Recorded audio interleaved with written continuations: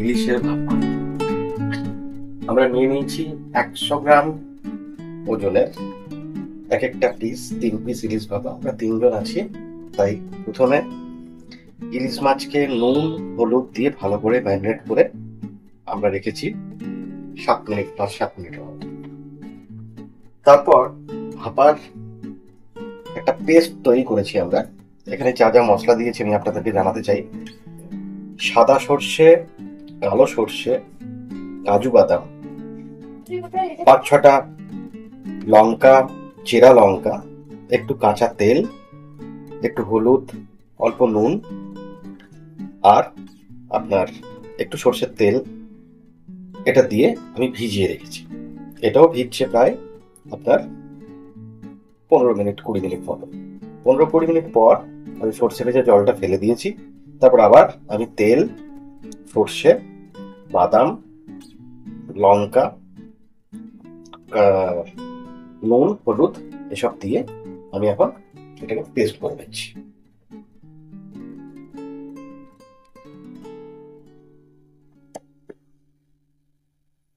মিক্সিতে বসিয়ে দিলাম।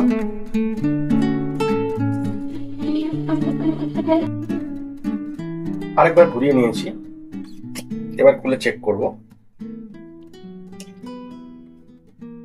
একদম আমরা যেরকমটা চাই ঠিক সেরকমই টেক্সচার এসছে। এরপর ইলিশ ভাপা করার জন্য আমরা মেইনলি যেটা করি সেটা হচ্ছে এরকম একটা পাত্র নিই, যে পাত্রে আমাদের ইলিশ মাছগুলো আড়াআড়ি ভাবে বা আমরা সুন্দর করে সাজিয়ে ফেলতে পারি।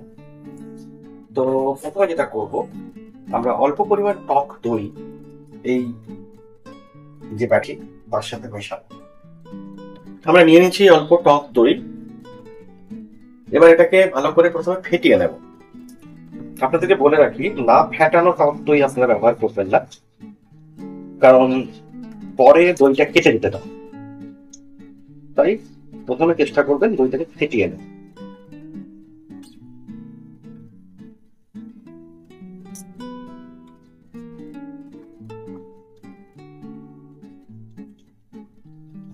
হয়ে গেছে আমাদের। এবার যে মশলাটা আমরা বানিয়ে রেখেছিলাম সেই মশলাটা এই বাটির মধ্যে আমরা প্রথমে দিয়ে নেব।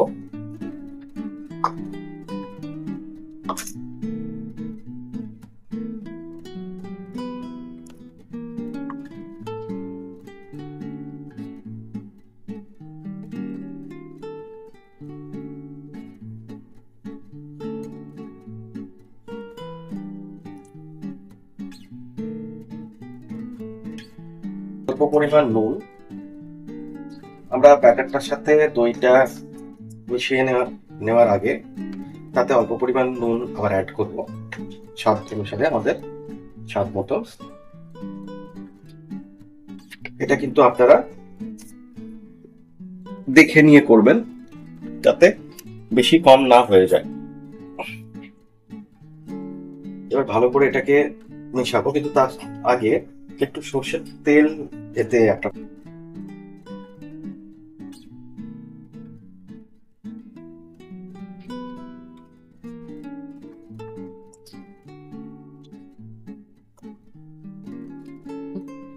কাচ্চিঘানি সর্ষের তেল হলে খুব ভালো হয়, তাহলে সেই ঝাঁঝটা আপনারা পাবেন। এবার ভালো করে মিশিয়ে নেবেন, মিশ্রণটাকে ভালো করে মিশিয়ে নেবেন।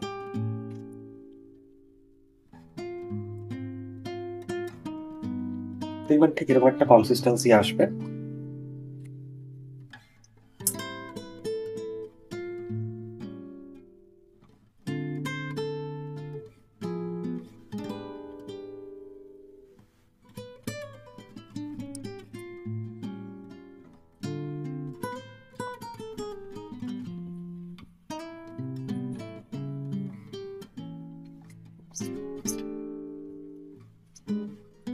এবারে আগে ঠিক যেমনটি আপনাদের দেখিয়েছি, যে বাটির কথা বলেছি, সেরকম একটি বাটি নিয়ে, পরিষ্কার পাত্র নিয়ে, তাতে প্রথমে একটা লেয়ার তৈরি করবেন।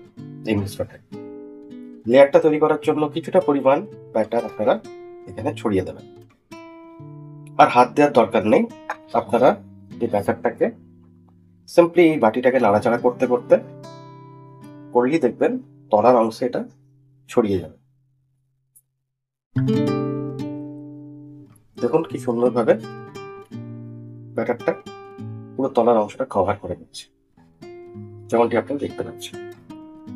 এরপর মাছগুলো একটা একটা করে এই পাত্রে আমি উঠিয়ে দিচ্ছি।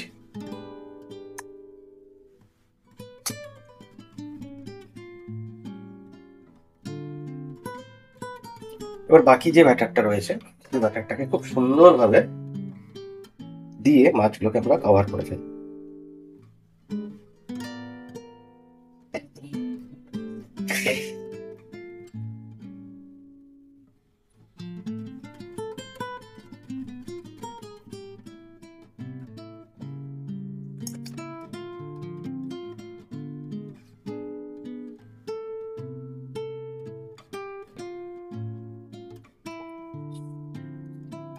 পুরো মিশ্রণটাকেই আমি ভালোভাবে চেঁচে মাছগুলোর উপরে দিচ্ছি।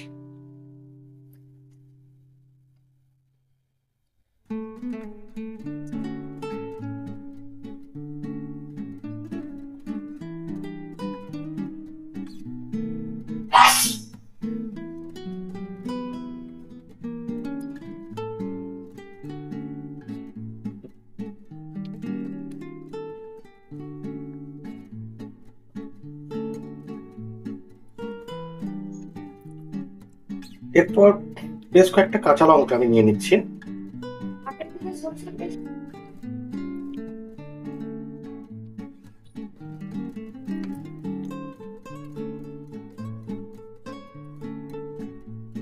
ঠিক লঙ্কাগুলোকে আমরা এরকম ভাবে আড়াআড়ি করে কেটে নেব, লম্বা লম্বি করে, সরি, এবং গার্নিশ করবো ঠিক এইভাবে।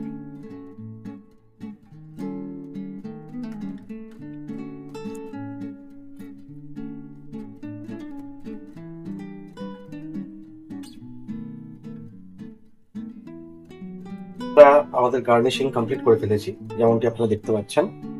এরপরে যেটা করতে হবে সেটা এরকম একটা পাত্র নিতে হবে। এই পাত্রে আমরা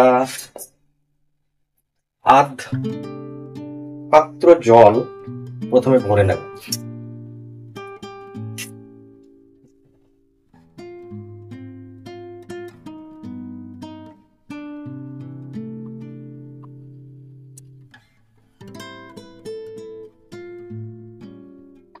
গ্যাসে বসিয়ে দেব। গ্যাসে বসিয়ে দিয়ে আমরা এরকম একটা বাটি নেব।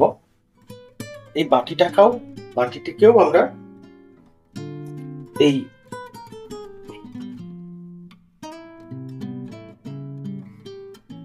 পাত্রের মধ্যে, জলের মধ্যে বসিয়ে দেব। খেয়াল রাখবো বাটির মধ্যে যেন জল ভর্তি থাকে, তাহলে কিন্তু বাটিটা ফ্লোট করতে থাকবে। তাই এটা যেন আপনারা ভুল করবেন না। আমি বাটিটা বসালাম একটাই কারণে, যাতে করে আমরা আমাদের এই যে মাছ ভর্তি যে ব্যাটারটা রয়েছে বা বাটিটা রয়েছে, এটা তো ভাপে বসাবো, তো এটা যেন আমার পুরোপুরি ডুবে না যায়, তার উপরে যেন খানিকটা থাকে।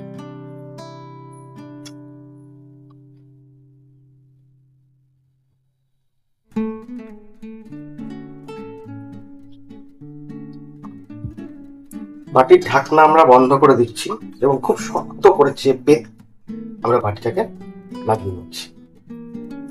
এরপর আমরা গ্যাসের যে বাটিটা বসিয়েছি, জল ভর্তি যে পাত্রটা বসিয়েছি, সেটাকে আমরা গরম করতে,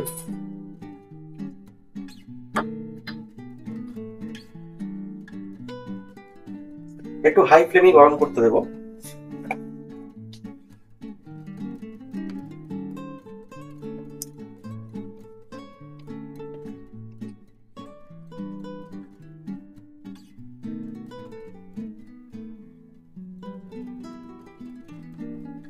জলটা মোটামুটি গরম হয়ে এসছে।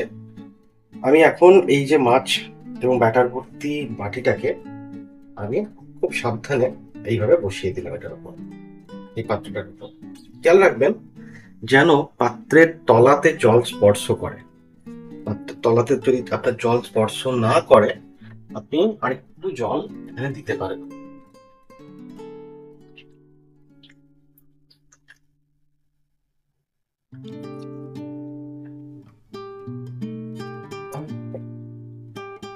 পাত্রের তলাতে জল স্পর্শ করেছে।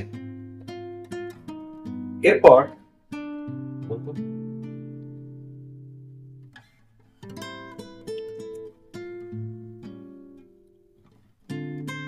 একটা বড় পাত্র দিয়ে আমরা আমাদের জল ভর্তি পাত্রটাকে ঢেকে দেবো।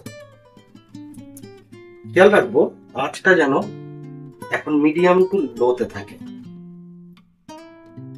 খুব হাই ফ্লেম দেবেন না, এখানে মিডিয়াম টু লো ফ্লেমে বসানো। একটা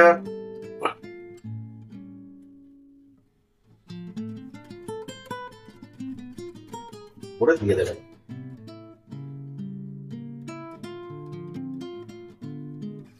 এইভাবে একটা ওয়েট যদি পারেন আপনারা এইভাবে উপরে দিয়ে দেবেন। এইভাবে আমরা এটাকে ভাপাতে দেব প্রায় 20 মিনিট। 20 মিনিটের আগে আমরা ঢাকনা খুলবো না। ফাইনালি আমাদের ইলিশ ভাপা তৈরি। আপনারা দেখতে পাচ্ছেন কত সুন্দরভাবে এটা কুকড হয়েছে এবং কত সুন্দরভাবে এটা, কি সুন্দর টেক্সচার এসছে এটার।